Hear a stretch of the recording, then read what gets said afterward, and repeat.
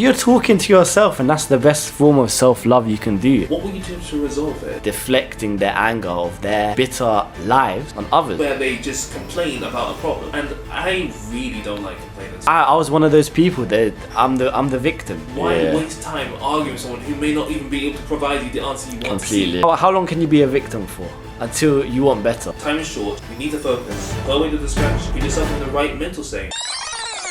No, I'd advise anyone to meditate. I think it's been like a life-changing for me. I just, it's not too much people look into or some form of yoga. It's just that time period where, you're switching your phone off, you're alone, you're present.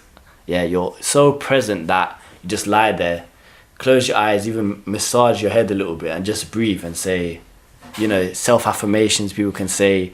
You just look in. That introspection, that's all it really is. Even when you said it's introspection. You look into yourself and say, okay, how am I feeling? Yeah. You're talking to yourself, and that's the best form of self-love you can do. And I know it sounds so easy and whatever, but when you're going to work 9 to 5 and you're doing this and things are all over the place, when do you ever get time for yourself? Precisely. We're not asking for a huge time commitment. I mean, it's just on your commute. Like, you're on a train for a moment, take a moment, close your eyes, assuming you're not sleeping. I fell asleep while doing this. Yeah. But, close your eyes, think about it for a second.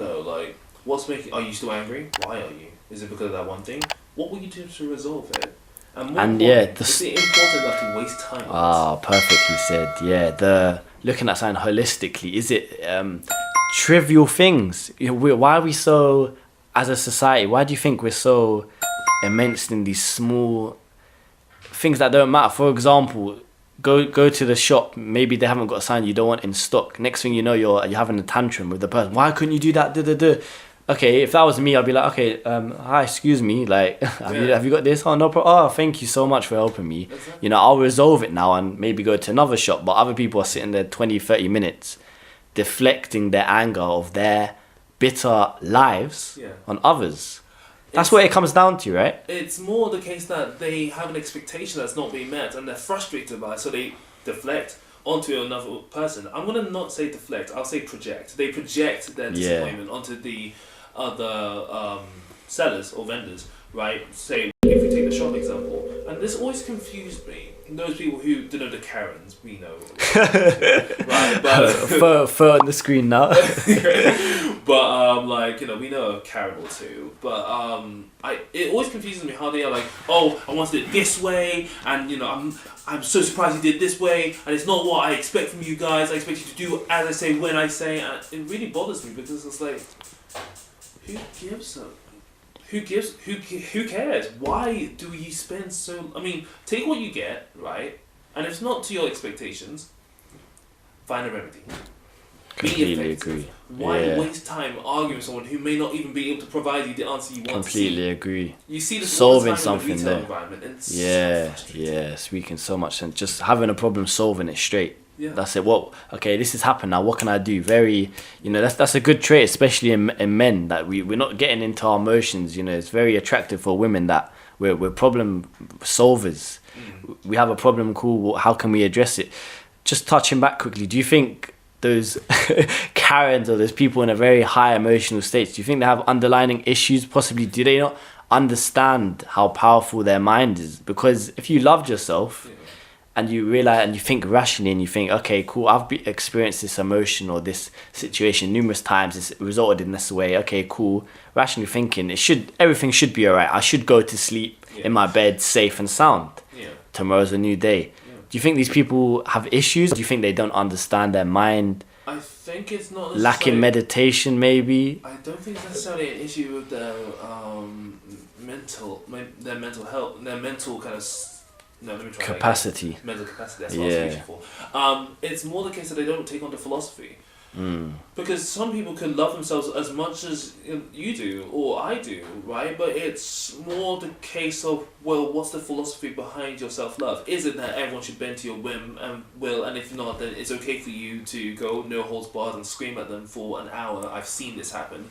Or is it, is it more the case that they should take the time to think about why they are angry the way they are. They could have issues at home, which is more than acceptable. But some people simply act that way because that's their form of self-love, is to actually inflict pain on others. Like, I don't know.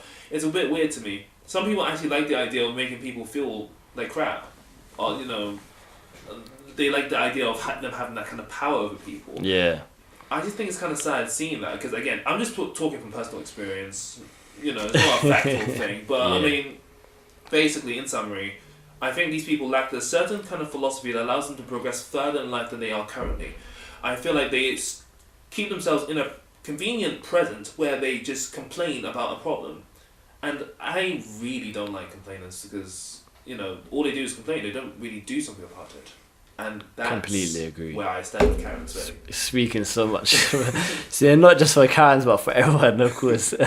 Speaking so much facts, I completely agree. And that's the main reason why I brought you on. If I look at myself quickly, I feel like before I really started to find myself and like fall in love with myself and become this version, obviously I wasn't always like this. Yeah.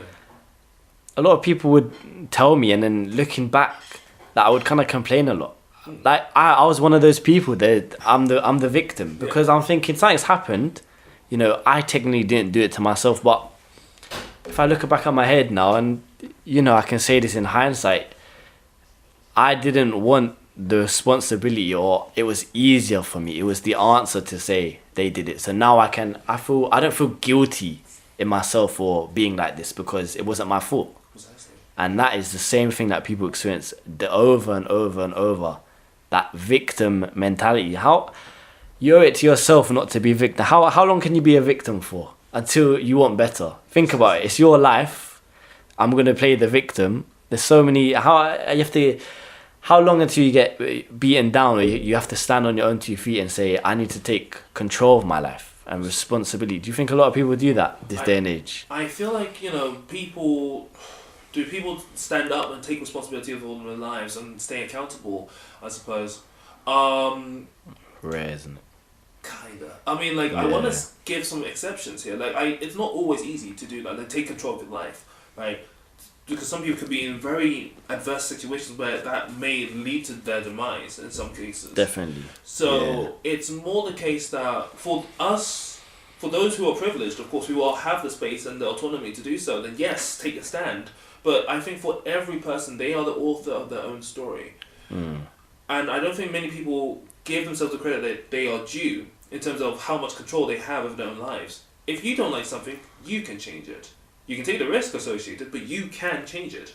And determine how your story is written. And not many people take that kind of understanding. Again, I don't know, maybe it's just because everything's so convenient, maybe to us, who are, I guess, privileged enough to be in certain situations. At that stage mentally, especially, you know, because we can't be so harsh on everyone to say like, oh, you should just do this. Well, they might experience some sort of adversity or a very low point, and then acknowledge like, I want my life to change for the better, put these things in place. I'm starting to understand how powerful the mental is, and putting yourself in the right space for the right occasion. When you want to focus on something, you have your podcast, I have my other projects. Right? Yeah. If you don't take away the distractions around you to put yourself in the right frame of mind to actually go ahead and make the change you want to see, then you'll never achieve it. And I feel like I'm gaining so much more. I'm learning every single day, because I am starting to realize that time is short, we need to focus, put away the distractions, put yourself in the right mental state, and just like that, your brain becomes a sponge. And completely don't get bored agree. about it as well. Because as you grow, many people get bored. Completely agree.